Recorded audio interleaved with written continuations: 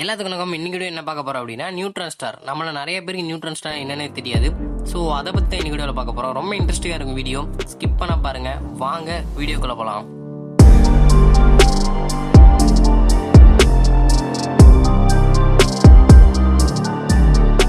First இந்த neutron ஸ்டார்னா என்ன அப்படின்னு பார்த்தோம்னா, நம்ம வெறும் கண்ணால் பார்க்குற மாதிரி மற்ற ஸ்டார்களை இந்த ஸ்டாரை பார்க்க முடியாது.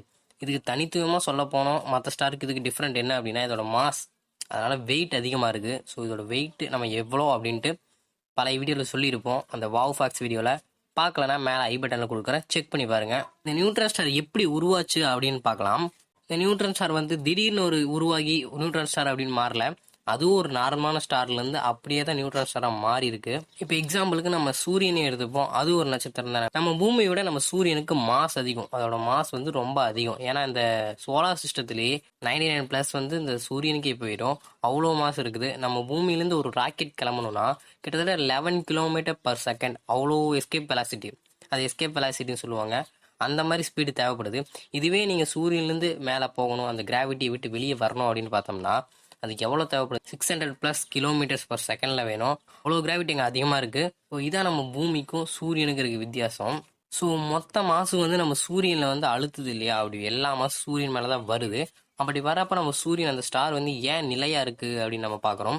அதுக்கு தான் ஃபியூசன் ரியாக்ஷன் அப்படி நாங்கள் ஒன்று நடக்குது. நம்ம சூரியனுக்குள்ளே அந்த ஃபியூசன் ரியாக்ஷன் அப்படி நடக்கிறங்காட்டி தான் இந்த மாசு நம்ம சூரியனை அழுத்துறப்ப அதுக்கு ஆப்போசிட்டாக ரியாக்ட் பண்ணுறது தான் இந்த ஃபியூசன் ரியாக்ஷன். அப்படி இன்ன வரைக்கும் அந்த ஃபியூசன் ரியாக்ஷன் நடந்துட்டு இருக்குங்காட்டி தான் நம்ம சூரியன் நிலையா இருக்கு, ஒரு ஸ்டார் நிலையா இருக்கு அப்படின்னு நம்ம சொல்றோம். நம்ம சூரியன் எரிஞ்சிட்டு இருக்குது இல்லையா, இன்னை வரைக்கும் எரிஞ்சிட்டு இருக்கா. அது எரியருக்கு என்ன காரணம் அப்படின்னு பார்த்தா அந்த ஹைட்ரஜனும் ஹீலியமும் ஃபியூசன் ஆகிட்டு இருக்கு. ஸோ அப்படி ஃபியூசன் ஆகிட்டு இருக்கப்ப தான் நமக்கு வெளிச்சம், அந்த எரிஞ்சிட்டு இருக்கு, அந்த எரியங்காட்டி தான் நமக்கு வெளிச்சு வருது. இப்போ ஓகே, அந்த சூரியன் எரிஞ்சிட்டு இருக்கு, நமக்கு வெளிச்சம் வந்துட்டு இருக்கு. ஆனா அதுவே ஃபியூச்சர்ல ஒரு பில்லியன் இயர்ஸுக்கு அப்புறம் நம்ம சூரியன்ல ஹைட்ரஜன் தீந்துரும். ஹைட்ரஜன் ஆட்டம் தீந்துச்சுன்னா வெறும் ஹீலியம் மட்டும்தான் இருக்கும். ஸோ ஹைட்ரஜனை விட ஹீலியம் ரொம்ப ஹெவியான ஆட்டம் தான் நமக்கு. ஸோ அந்த தாங்குற அளவுக்கு மாஸ் அதில் இருக்கும். அந்த ஃபியூசனுக்கு அந்த மாஸ் சூரியனுக்கு இருக்கும்.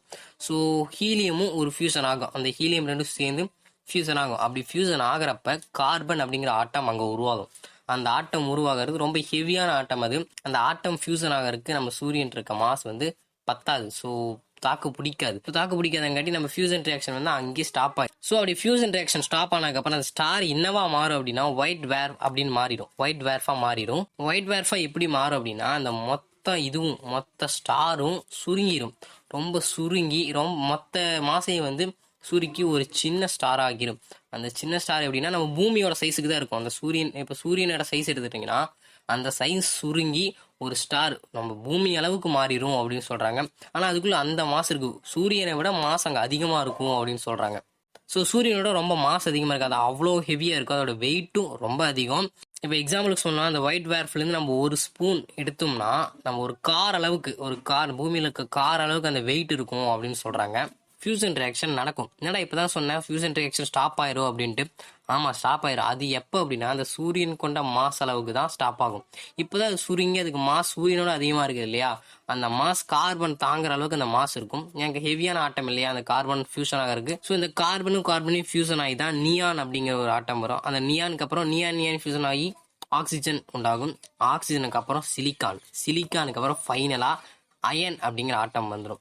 இந்த அயன் வந்தாலே அந்த ஸ்டாரோட சோழி முடிய போகுதுன்னு தான் அர்த்தம். ஸோ அந்த அயன் உண்டானதுக்கப்புறம் அந்த மொத்த டுவார்ஃபோட மொத்த மாஸ் இருக்குது இல்லையா, அந்த மாஸ் எல்லாமே இந்த அயன் எடுத்துக்கும். இந்த அயன் தான் எல்லா மாசையும் எடுத்துக்கும். ஸோ இந்த அயன் வந்ததுக்கப்புறம் என்ன நடக்கும் அப்படின்னா அந்த ஒயிட் டுவார்ஃப் இருக்கு இல்லையா, அதுக்கு எல்லா மாசையும் இந்த அயன் தான் எடுத்துக்கும். அந்த அயன் எடுத்ததுக்கப்புறம் சுற்றி இந்த கேஸ் மாதிரி ஃபார்ம் ஆக ஆரம்பிச்சிடும் பரவலாம். அதைத்தான் நெபியூலா அப்படின்னு அவங்க சொல்றாங்க. நெபியூலா இதுக்கு தான் காரணம், அந்த நெபியூலா வரக்கு. அதுக்கப்புறம் என்ன நடக்கும் அப்படின்னா இந்த அயன் எல்லா மாசையும் எடுத்துக்குது இல்லையா, அப்படி எடுத்ததுக்கப்புறம் வெடிக்க ஆரம்பிச்சிடும். ஃபுல்லாக பிளாஸ்ட் ஆயிரும். அப்படி வெடிச்சு தான் சூப்பர் நோவா அப்படிங்கிற ஒன்று உருவாகுது. இந்த சூப்பர் நோவா மூலம் அதுலேருந்து நியூட்ரான் ஸ்டாரும் உருவாகுது. ஸோ ஃபைனலாக இப்படி தான் நியூட்ரான் ஸ்டாரே உருவாகுது. ஸோ இந்த சூரியனோட மாசோட ஒயிட் வேர்ஃபுக்கு மாஸ் அதிகம் அப்படின்னு பார்த்தோம். ஆனால் அந்த ஒயிட் வேர்ஃபை விடையே நியூட்ரான் ஸ்டாரோட மாஸ் ரொம்ப அதிகம் அப்படின்னு சொல்கிறாங்க. அதோட வெயிட்டும் ரொம்ப அதிகம் அப்படின்னு சொல்கிறாங்க. நம்ம பூமியோட எஸ்கேப் வெலாசிட்டி எவ்வளோ அப்படின்னு பார்த்தோம்னா 11 km/s அப்படின்னு நம்ம பார்த்தோம். இப்போ பூமியிலேருந்து ஒரு ராக்கெட் அனுப்புகிறோம் அப்படின்னா அந்த ராக்கெட் வெளியே நம்ம கிராவிட்டி ஃபீல்டை தாண்டி தப்பிச்சு போகிறதுக்கு 11 km/s ட்ராவல் பண்ணணும். அவ்வளோ ஸ்பீடில் ட்ராவல் பண்ணும். ஸோ அதுவே இந்த நியூட்ரான் ஸ்டார்லேருந்து இந்த கிராவிட்டி ஃபீல்ட்லேருந்து வெளியே போகணும்னா அதுக்கு எவ்வளோ ஸ்பீடு தேவைப்படுது அப்படின்னா லைட் இருக்குது இல்லையா, அதோட பாதி வேகத்துக்கு லைட்டோட பாதி வேகத்துக்கு போகணும். கிட்டத்தட்ட 3,00,000 கிலோமீட்டர் பர் செகண்டா லைட்டோட ட்ராவல்.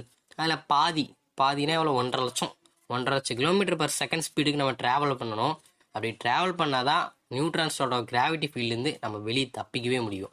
நம்ம எர்த்து சுற்றி முடிக்கிறதுக்கு தன்னைத்தானே சுற்றி முடிக்கிறதுக்கு 24 மணி நேரம் ஆகும். நமக்கு தெரியும், கரெக்டாக சொல்ல போனால் 23 மணி நேரம் 56 நிமிடம் அப்படின்னு ஆகும்.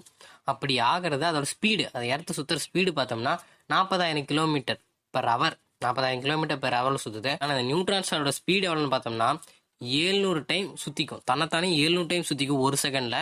ஸோ இந்த நியூட்ரான் ஸ்டாரை நம்மளாம் எப்படி கண்டுபிடிச்சாங்க அப்படின்னா, சயின்டிஸ்ட் எல்லாம் அசால்ட்டாக சொல்கிறாங்க நியூட்ரான் ஸ்டார் இப்படி தான் உண்டாச்சு, இப்படி தான் இதாச்சு அப்படின்னு. அது எப்படி கண்டுபிடிக்கிறாங்க அப்படின்னா, ஒவ்வொரு நியூட்ரான் ஸ்டாரும் சுற்றுது இல்லையா, அந்த ஃபீல்டு சுற்றி பிளிங்க் ஆகும், அந்த பல்ஸ் மாதிரி பிளிங்க் ஆகும். அப்படி பிளிங்க் ஆகிறப்ப தான் நம்மளாம் பார்த்து அங்கே நியூட்ரான் ஸ்டார் இருக்குது அப்படின்ட்டு டெலஸ்கோப்பில் பார்த்து நம்ம கண்டுபிடிக்கிறோம். இந்த நியூட்ரான் ஸ்டாருக்கு அப்புறம் என்ன வரப்போகுது அப்படின்னு உங்களுக்கும் தெரியும். நியூட்ரான் ஸ்டாருக்கு அப்புறம் என்ன வரப்போகுது அப்படின்னா பிளாக் ஹோல் தான் நியூட்ரான் ஸ்டாருக்கு அப்புறம் வருது. ஸோ அது என்னன்னு இன்னொரு வீடியோ பார்க்கலாம். ஸோ இன்னைக்கோட வீடியோ முடிஞ்சு பிடிச்சிருந்ததுன்னா ஒரு லைக் போட்டுருங்க. இன்னொரு வீடியோவில் பார்க்கலாம். பீஸ்.